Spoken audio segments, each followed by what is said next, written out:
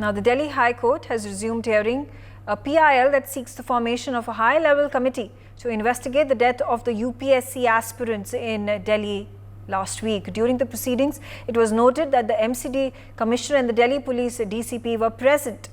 A petitioner's counsel alleged that the Delhi Police may be complicit in the situation, highlighting a police chowki's involvement in the incident. During the hearing, the MCD lawyer stated that action has been taken against those except the Rao Coaching Centre as it is considered case property.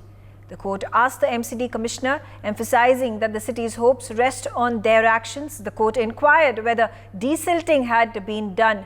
Additionally, the court also asked the DCP if the investigating officer had collected the maps of the area's robust water drains. The DCP responded that a notice had in fact been issued to the MCD officials regarding this. Aditya Kumar on the telecast with me. Aditya, tell us more about the court at this point of time questioning the centre's response in the matter where there were 3 students who were killed. जी मैं आपको बताऊं कि Delhi high court ने बहुत ही गंभीरता से इस पूरे विषय को लिया है। इसमें जो कुछ और खास पॉइंट जो जानने के लिए है वो ये कि किस तरीके से जो एसयूवी ड्राइवर की गिरफ्तारी की गई और एसयूवी जब्त किया गया। बीते दिनों हाईकोर्ट ने इस पर टिप्पणी की थी कि इस तरीके का अगर दिल्ली पुलिस अगर काम कर रही है तो ये गंभीरता दिखाती है कि आप कितने गंभीर हैं विषय को लेकर के और उलूल जुलूल आप काम कर रहे हैं। ये टिप्पणी रही है हाईकोर्ट की। उसके बाद में आज फिर से जो शुरुआत हुई है उसमें खास तौर से जो नई बात सामने निकल के है कि जो क्षेत्रीय पुलिस चौकी है उसका इन्वॉल्वमेंट जो रहा है, क्योंकि पूरा का पूरा इलाका जो है ऐसी स्थिति में रहा है जहां पर हर साल ऐसी स्थिति उत्पन्न होती रही है, लोगों की मौत होती रही है, लेकिन फिर भी कोई कार्रवाई नहीं हुई है। इसमें साफ कहना था, क्या करता है उनका साफ कहना है कि इसमें जब स्थानीय प्रशासन है उसकी मिलीभगत के बिना इस तरीके से कार्रवाई नहीं की जा सकती है। जो कोचिंग संस्थान है हिम्मत नहीं हो सकती जिस तरीके से उन्होंने जो नाले क्रम तरीके से कर रखा था, जिससे एमसीडी ने कार्रवाई भी की थी 2 दिन पहले। इन सबको लेकर के जो है सब जवाब कोर्ट में किया जा रहा है। खास बात इसमें और ये कि जो जिस तरह के एमसीडी कमिश्नर भी इसमें प्रेजेंट बताए जा रहे हैं और दिल्ली पुलिस के जो डीसीपी हैं जो इस क्षेत्र के, वो भी इस पूरे मामले को इस वक्त अभी सुनवाई करें, क्योंकि इससे पहले इस तरीके से बड़े अधिकारियों के मामले में जो संलिप्तता रही है उसको लेकर के बात नहीं हुई है या बड़े अधिकारी जो है उसकी प्रेजेंस वहां पर नहीं रही है। और छात्र हमेशा रहे हैं कि स्थानीय पुलिस ने कभी हमारे साथ ही नहीं रहे, शिकायत लेकर के जाते थे तो हमारी किसी ने सुनी नहीं और इस तरीके से जो है इस तरह के मौत में बच्चों को धकेलने का जो कोशिश है वो किया गया। जी यहाँ पे कुछ ही समय पहले ये भी रिपोर्ट आई थी कि जो एसयूवी ड्राइवर था जो उस जगह से पास हो रहा था उसको अरेस्ट कर लिया गया था, पर अब उसको बेल पर छोड़ दिया गया है।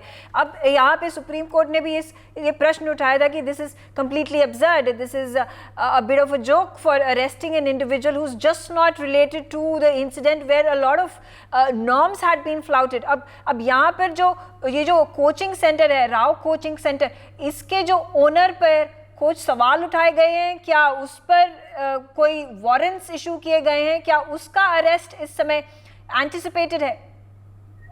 जी बिल्कुल, आपने सही कहा कि जिस तरीके से पूरा मामला रहा है और जिस तरीके से जो हाईकोर्ट जो स्थानीय कोर्ट ने जो एसयूवी ड्राइवर को जमानत दी है तो उसमें कही गई है कि हम दिल्ली पुलिस की हलाफनामा किया गया कि हम जो मामले थे क्योंकि सरकार एक पहले ही लगी थी, इसके बारे में बड़ी चर्चा खास थी। और अब जिस तरीके से जो आईएएस अकेडमी है उनके ऊपर कार्रवाई की, जो छात्र भी है वो असंतुष्ट हैं, साथ ही जो लोग असंतुष्ट और अभी भी जब जहां पर ये मौजूद है वहां अभी भी विस्तार की स्थिति उत्पन्न हो पड़ी है। तो ये जो है बना हुआ है मामला, जिस तरीके से दिल्ली पुलिस ने इस पूरे मामले को लिया है उस तरीके से लोग गंभीर नहीं ले रहे। तो हाईकोर्ट भी इस मामले में पूरे बहुत ही तरीके से सख्त है। छात्र है वो भी इस पे हमेशा से लगाती रही है, एमसीडी पे लगाती रही है कि वो पूरे मामले को गंभीरता से नहीं ले रही है, क्योंकि पहले भी एक फोटो जो वायरल हुआ था जिसमें शिक्षकर्ता ने 1 हफ्ते पहले ही जिसमें घटना हुई थी 1